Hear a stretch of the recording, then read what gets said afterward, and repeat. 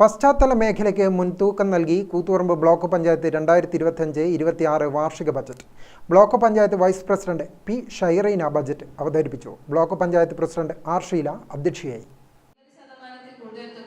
സമ്പൂർണ്ണ ഭവന പദ്ധതി ലക്ഷ്യം കൈവരിക്കുന്നതിനായി വകയിരുത്തുന്നു. ജനറൽ വിഭാഗം 78,40,000, പട്ടികജാതി വിഭാഗം 3,71,000, പട്ടിക വർഗ വിഭാഗം 11,52,000 എന്നിങ്ങനെ തുക വകയിരുത്തുന്നു.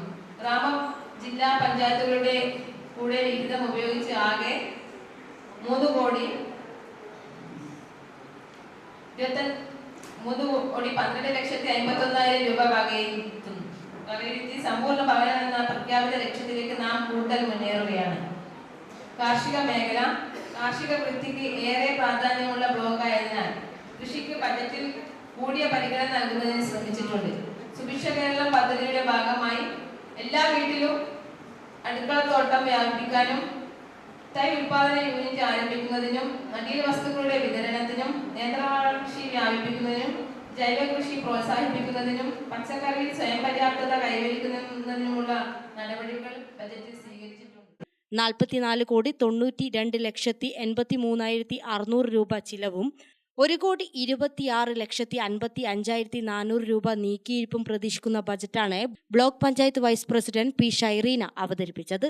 പശ്ചാത്തല അടിസ്ഥാന വികസന മേഖലകൾക്ക് മെച്ചപ്പെട്ട പരിഗണനയാണ് ബജറ്റിൽ നൽകിയത്. ബ്ലോക്ക് പഞ്ചായത്തിന്റെയും ഘടക സ്ഥാപനങ്ങളുടെയും ഉടമസ്ഥതയിലുള്ള കെട്ടിടങ്ങളുടെ പരിപാലനവും റോഡുകളുടെ പരിപാലനവും ഇതിൽ പെടുന്നു. കൂടാതെ ജില്ലാ പഞ്ചായത്തുകളുടെ കൂടുതൽ വിഹിതം ഉപയോഗിച്ച് സമ്പൂർണ്ണ ഭവനം എന്ന പ്രഖ്യാപിത ലക്ഷ്യത്തിലേക്ക് മുന്നേറാനും ബജറ്റിൽ തുക വകയിരുത്തിയിട്ടുണ്ട്. കാർഷിക വൃത്തിക്ക് ഏറെ പ്രാധാന്യമുള്ള ബ്ലോക്കായതിനാൽ കൃഷിക്ക് ബജറ്റിൽ കൂടിയ പരിഗണന നൽകുന്നതിന് ശ്രമിച്ചിട്ടുണ്ട്. സുഭിക്ഷ കേരളം പദ്ധതിയുടെ ഭാഗമായി എല്ലാ വീട്ടിലും അടുക്കളത്തോട്ടം വ്യാപിപ്പിക്കാനും തൈ ഉൽപാദന യൂണിറ്റ് ആരംഭിക്കുന്നതിനും നടീൽ വസ്തുക്കളുടെ വിതരണത്തിനും നേന്ത്രവാഴ കൃഷി വ്യാപിപ്പിക്കുന്നതിനും ജൈവ കൃഷി പ്രോത്സാഹിപ്പിക്കുന്നതിനും പച്ചക്കറിയിൽ സ്വയം പര്യാപ്തത കൈവരിക്കുന്നതിനുമുള്ള നടപടികൾ ബജറ്റിൽ സ്വീകരിച്ചിട്ടുണ്ട്.